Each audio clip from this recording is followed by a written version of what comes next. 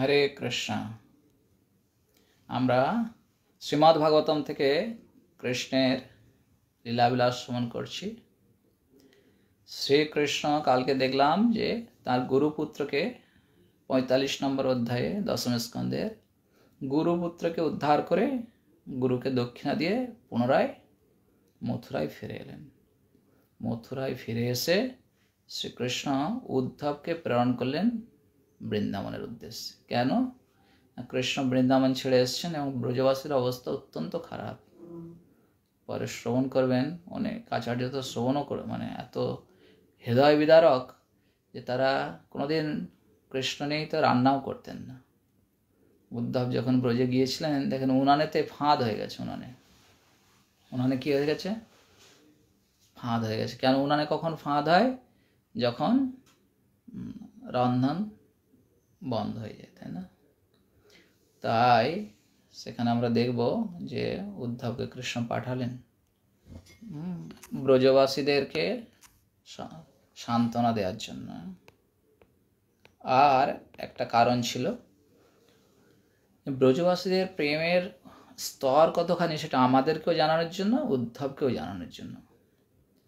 কেন? ব্রজবাসীদের স্থিতি কি, ব্রজ প্রেম কি জিনিস সেটা দেখানোর জন্য, বোঝানোর জন্য। কৃষ্ণায় বাসুদেবায় দেবকী নন্দনায় চ নন্দ গোপ কুমারায় গোবিন্দায় নমো নমঃ। গুরবে গৌরচন্দ্রায় রাধিকায় তদালয়ে কৃষ্ণায় কৃষ্ণ ভক্তায় তদ্ভক্তায় নমো নমঃ। নমঃ বিষ্ণুপাদায় কৃষ্ণপৃষ্ঠায় ভূতলে শ্রীমতে ভক্তিবেদান্ত স্বামী নীতি নামিনে। নমস্তে সরস্বতী দেবে গৌরবাণী প্রচারিণে निर्विशेष शून्यवादी पाश्चात्य देश तारिणे। श्री कृष्ण चैतन्य प्रभु नित्यानंद श्री अद्वैत गदाधर शिवासदि गौर भक्त वृंद। हरे कृष्णा कृष्णा कृष्णा हरे हरे, हरे राम राम राम हरे हरे। तो प्रतिदिन यदि আমরা কৃষ্ণ কথা শুনি কি হবে? হৃদয়ন্তস্থ ভদ্রাণী বিধুনতি শ্রীসতাম। আমাদের এই জগতে যে দুঃখের মেন কারণ কি? অবিদ্যা। অবিদ্যা কি?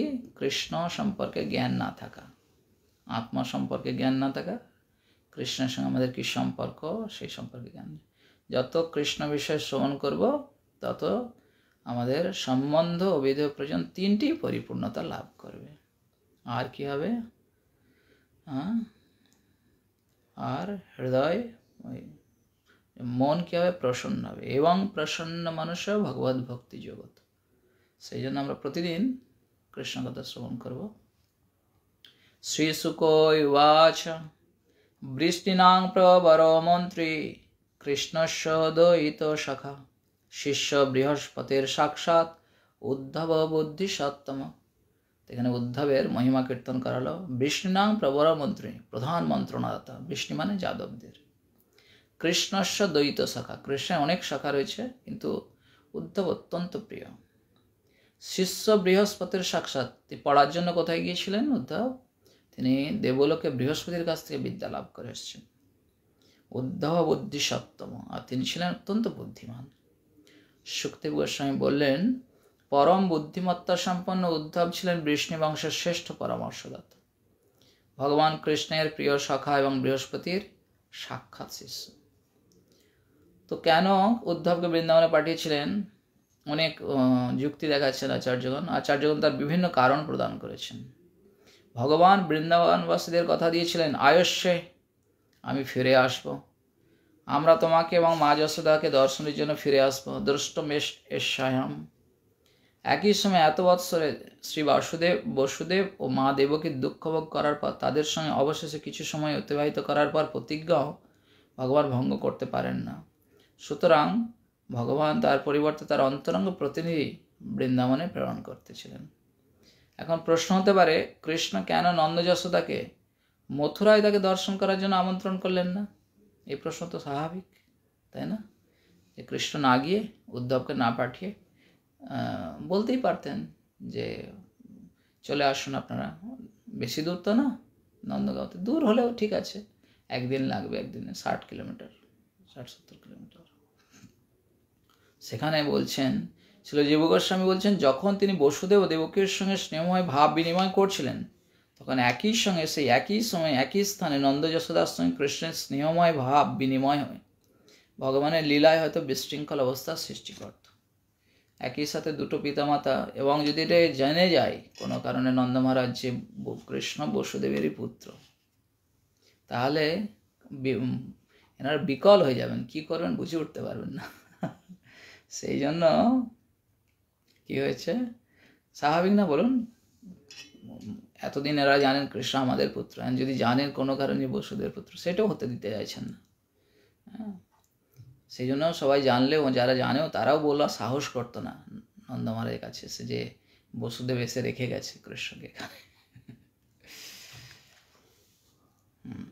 তাই নন্দ যশোদাকে তার সঙ্গে মথুরায় অবস্থান করার জন্য আমন্ত্রণ করেননি। বৃন্দাবনবাসীগণের কৃষ্ণকে হৃদয়ঙ্গম করার একটি নিজস্ব ধারা ছিল, আর মথুরা রাজকীয় পরিবেশে তাদের সেই অনুভূতি যথাযথভাবে নিয়মিত প্রকাশিত হতে পারত না। বৃন্দাবনের কৃষ্ণ কীরকম? গ্রাম্য বালক, আর মথুরার কৃষ্ণ কীরকম? রাজপুত্র। কিরকম পার্থক্য হবে কি হবে না? দুটো পরিচয় কৃষ্ণের।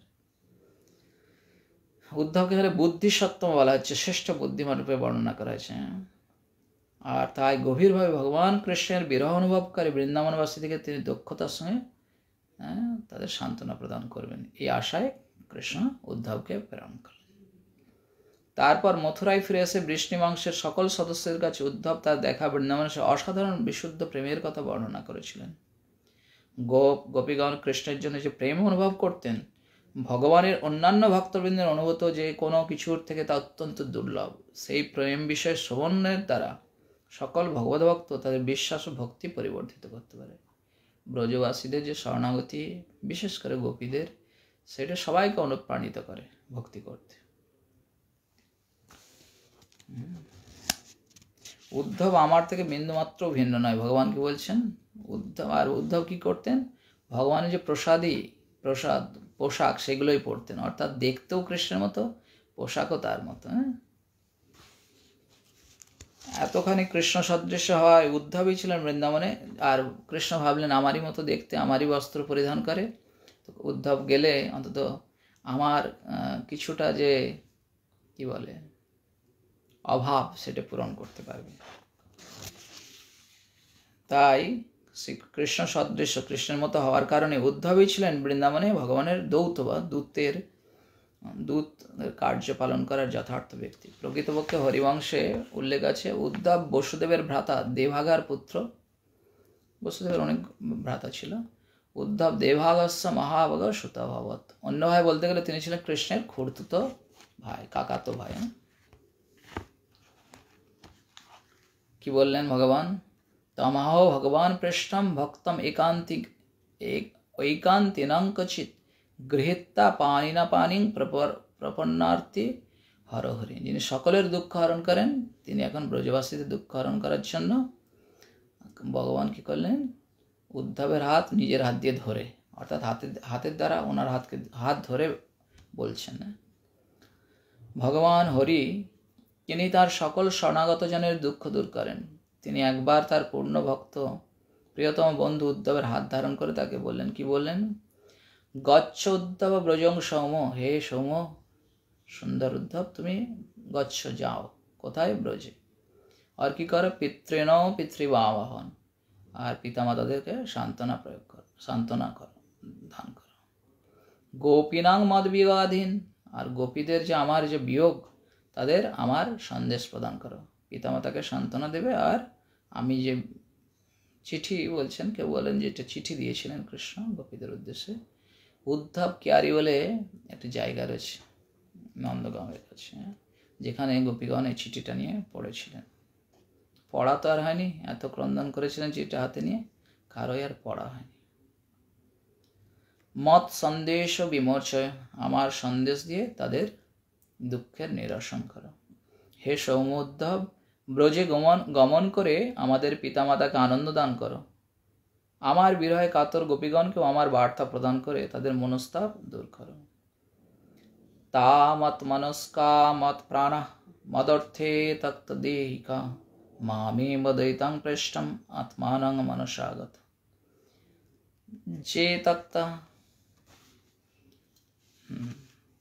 যে তক্তা লোক ধর্মাচ মতর্থে তাম বিভর্ম্যহম। কি বলছেন, গোপীদের স্থিতি কিরকম সেটা বলছেন। তা মন মনস্ক মত প্রাণা মদর্থে তত্ত্ব দেহিকা। কৃষ্ণের জন্য তারা দেহ পর্যন্ত ত্যাগ করতে পারে। অনেকে আছে দেশের জন্য দেহ ত্যাগ করে, তাদেরকে শহীদ বলা হয়। যারা পরিবারের জন্য দেহ ত্যাগ করে তাদের সব বলা হয়। আর ভগবানের জন্য দেহ ত্যাগ করলে কি হবে, মহাভাগবত। এই সকল গোপীগণের মন সর্বদা আমাতে মগ্ন, তাদের জীবন আমাতে চির উৎসর্গীকৃত। আমার জন্য তাদের এই জীবনে দৈহিক ঐহিক সকল সুখী, এমনকি পরবর্তী জীবনে এরূপ সুখ লাভ করার জন্য প্রয়োজনীয় ধর্মীয় কর্তব্যও তারা পরিত্যাগ করেছে। ওরা শুভ অশুভ কোনো কাজ করে না, কৃষ্ণের যেটি সুখবিধান করে সেটিই করেন। আমি একমাত্র তাদের প্রিয়তম প্রিয় এবং নিঃসন্দেহে তাদের প্রাণস্বরূপ। সুতরাং সকল অবস্থায় তাদের ভরণ পোষণের ভার আমি গ্রহণ করি। বৈষ্ণব আচার্যদের মতে দৈহিকা দেহ সম্বন্ধীয় পতি পুত্র গৃহ ইত্যাদিকে উল্লেখ করেছেন। গোপীরা কৃষ্ণকে এত ভালোবাসতেন, তারা আর অন্য কিছুই কথাই ভাবতেন না।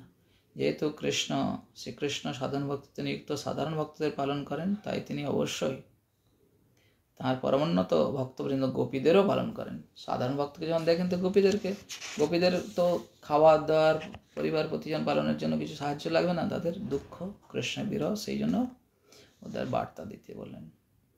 ময়িতা প্রেয়সাম পৃষ্ঠে দূরস্থে গোকুল স্ত্রিয় স্মরত্তা অঙ্গ বিমোহতি বিরহ উৎকণ্ঠ বিহ্বল। তারা বিরহে বিহ্বল, কি করে জানে না, একা একাই কথা বলে। কখনো কৃষ্ণের প্রতি তার ক্ষোভ ব্যক্ত করে, শ্লেষ ব্যক্ত করে, কি দরকার ছিল, কেন আমরা এই ভুলটা করতে গেলাম কৃষ্ণকে ভালোবেসে। পরক্ষণে চিন্তা করে, না, কৃষ্ণের কথা চর্চা করো না, এত নির্দয় নিষ্ঠুর।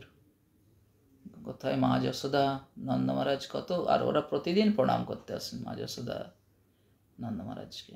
তারা কত কোমল হৃদয়, আর কৃষ্ণ এত নিষ্ঠুর কি করে বুঝে উঠতো যে কৃষ্ণ তুমি কি এদের সত্যি, এদের আমরা শুনেছিলাম যে বসুদেবের পুত্র হতেও পারে।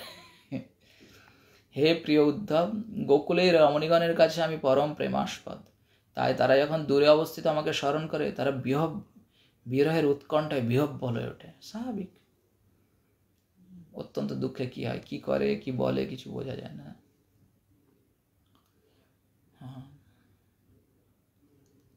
শ্রীল বিশ্বনাথ চক্র ঠাকুরের মতে এমন অসংখ্য কোটি কোটি প্রিয় বস্তুর মধ্যে সকলেই পরম প্রিয় শ্রীকৃষ্ণ কারণ নিজ প্রাণ হতেও প্রিয়।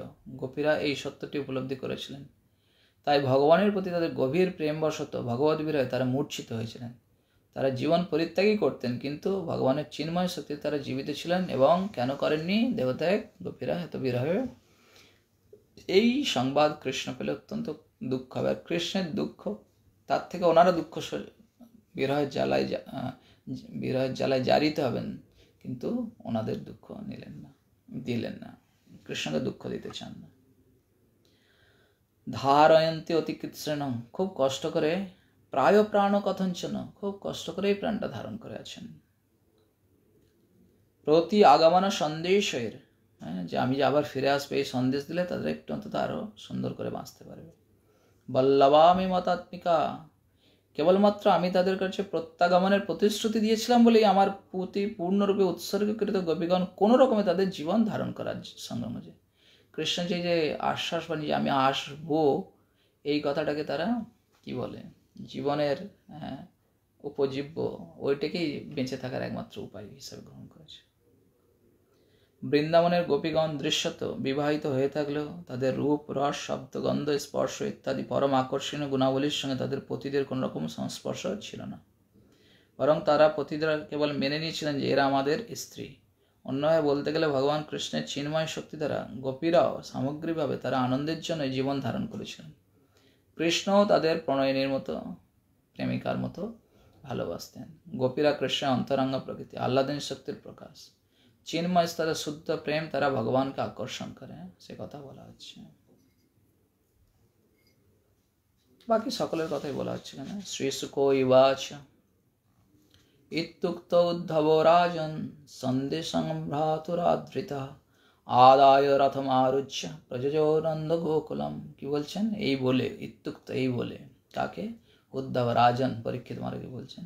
সন্দেশং ভরতরাদৃত, আদর করে উদ্ধবকে বললেন এই সন্দেশটা নিয়ে যাও।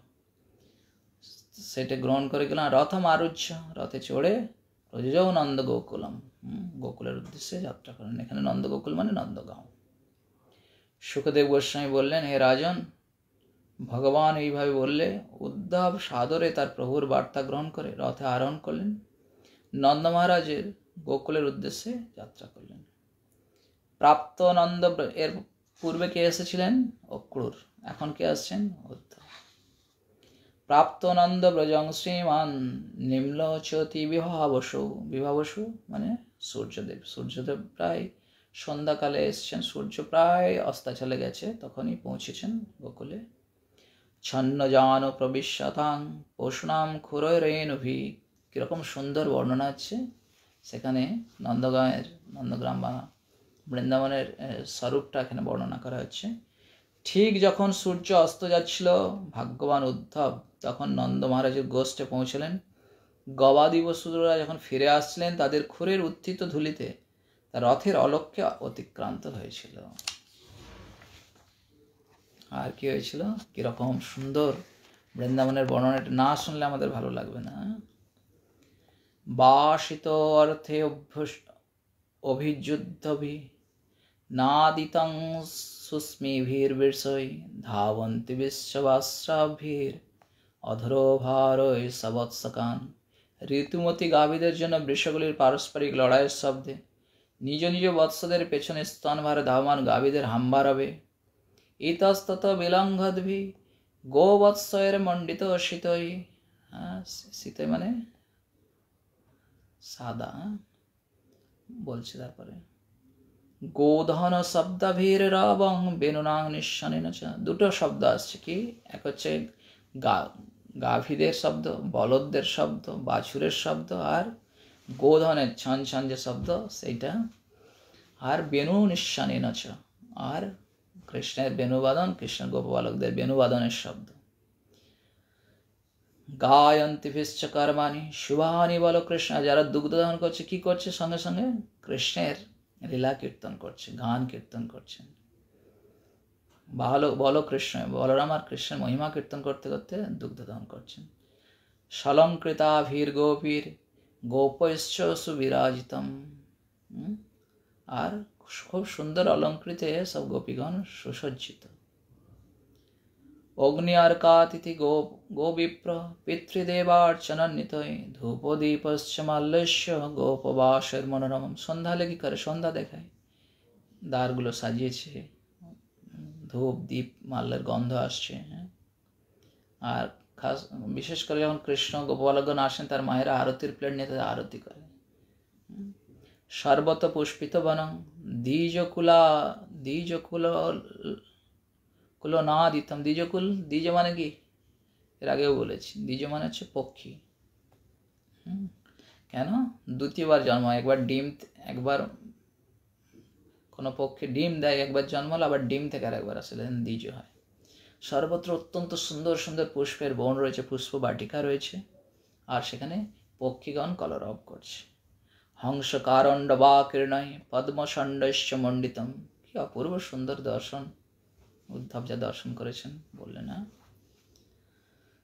বাসিতার্থে অভিযুদ্ধভীর নাদিতম সুস্মিভীর বিষয় ধাবন্তি ভিশ্চ শ্রাবাভীর উরু ভারয় সবৎসকান।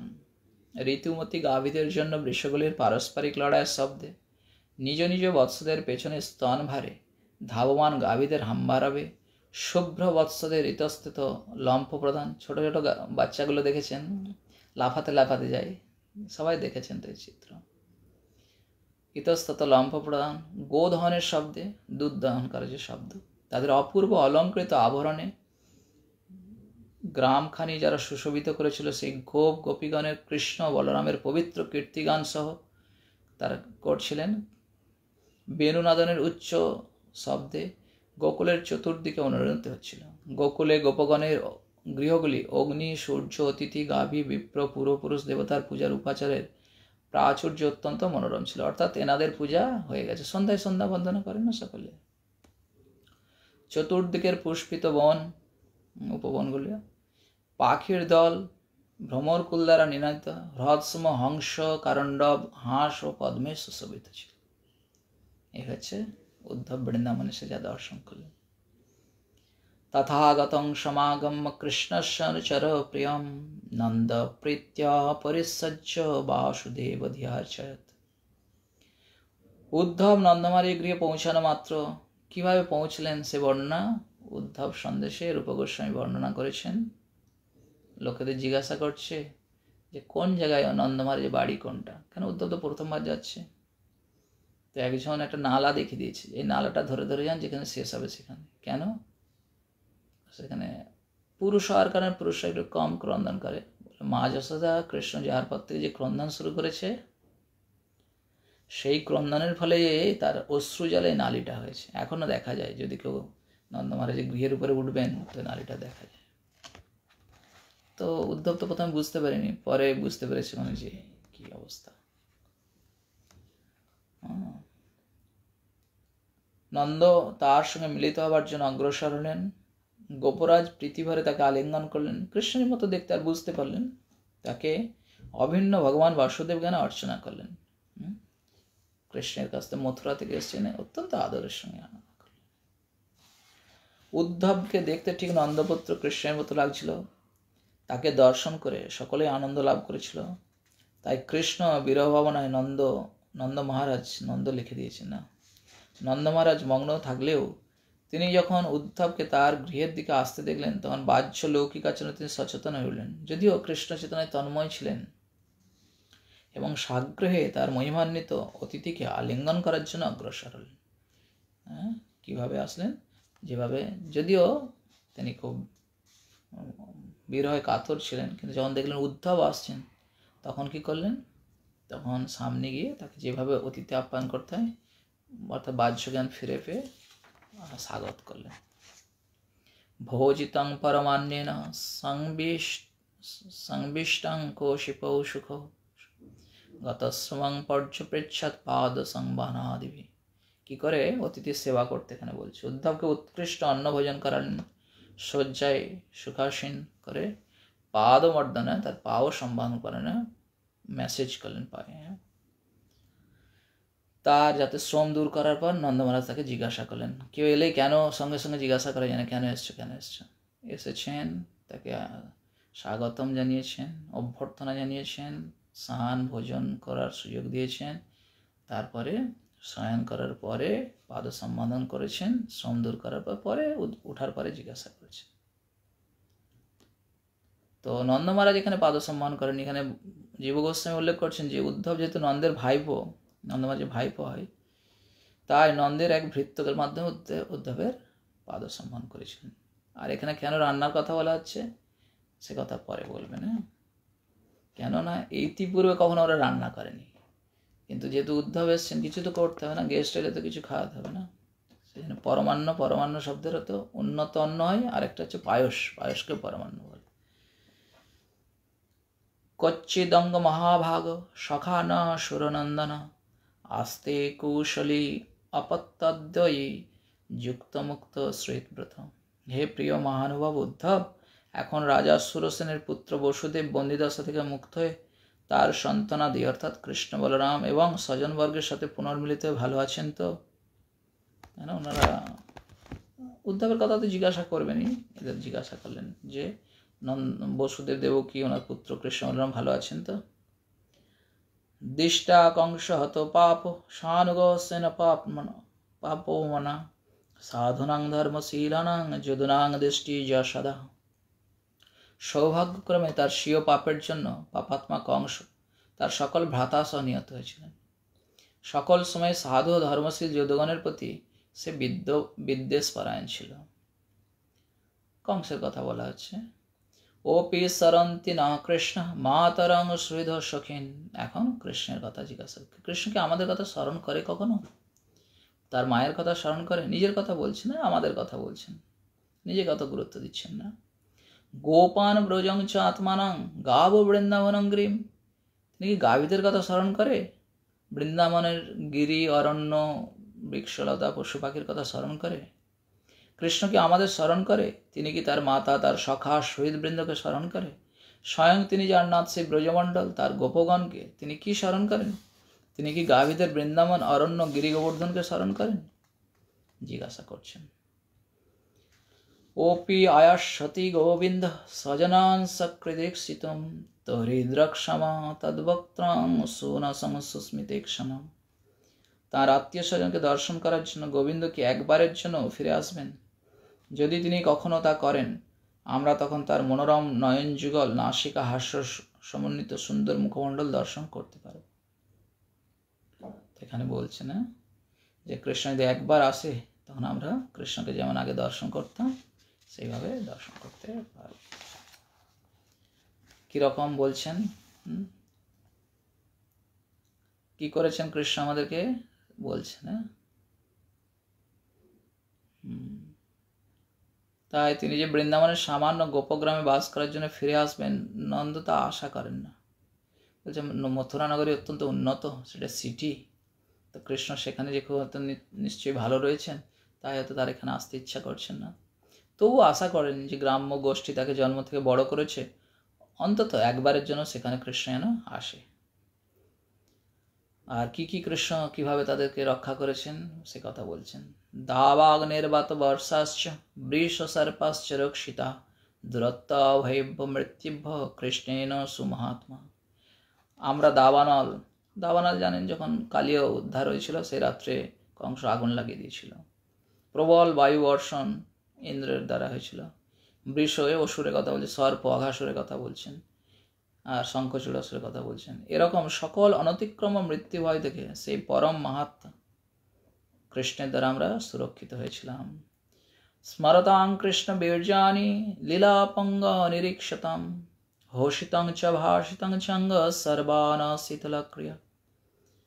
যেমন কৃষ্ণের লীলার কথা, তার হাসির কথা, তার চলন, তাদের আমাদের সঙ্গে আচরণের কথা আমরা চিন্তা করি, আমরা যখন কৃষ্ণ অপূর্ব কর্মকাণ্ড, তার দৃষ্টিপাত, তার হাসি, তার বাক্য স্মরণ করি, হে উদ্ধব, আমাদের সকল জড়বন্ধন বিস্মিত হয়ে যায়। আমরা যে কোথায় আছি, কি স্থিতি আছি, সব বুঝি। শৈল বনোদ্দেশান মুকুন্দ পাদভূষিতান আক্রীড়ান ইক্ষমানানাম মনোজাতি ততাত্মতম। কৃষ্ণ যেখানে গরু চড়াতেন, যেখানে তার পাদস্পর্শ হয়েছে, যে অরণ্যে বিচরণ করেছেন, তার পদচিহ্ন সমেত নদী, পর্বত সব যখন আমরা দর্শন করি, তখন আমাদের মন সম্পূর্ণরূপে তার চিত্তায় মগ্ন হয়ে ওঠে। স্বাভাবিক, যাকে আমরা ভালোবাসি, তিনি আর ব্যবহৃত দ্রব্য, তার লীলাস্থলী, তার নাম, গুণ, লীলা সব আমাদের প্রিয় হয়ে যায়, তাই না?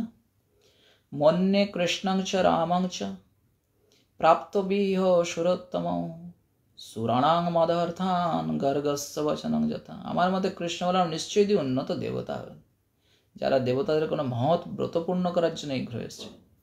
গর্গ ঋষির দ্বারাও আমরা এরকম ভবিষ্যৎবাণী শুনেছি। তা নাহলে কি করে 10,000 হাতির বল, কংসের যে হাতিগুলো ছিল, আর কংসের হাতি 10,000 বল, তার মল্লযুদ্ধে এত বড় বড়, তাদের কি করে হত্যা করলো? আর সেখানে নন্দ মহারাজ নিজে ছিলেন। কংসং নাগ অজিত প্রাণম মল্ল গজ পতিং যথা অবধিষ্টাং লীলাইব পৌষুনিব মৃগাধিপ। মৃগাধিপন সিংহ যেমন হরিণকে বধ করে, সেরকম কৃষ্ণ কি করলেন?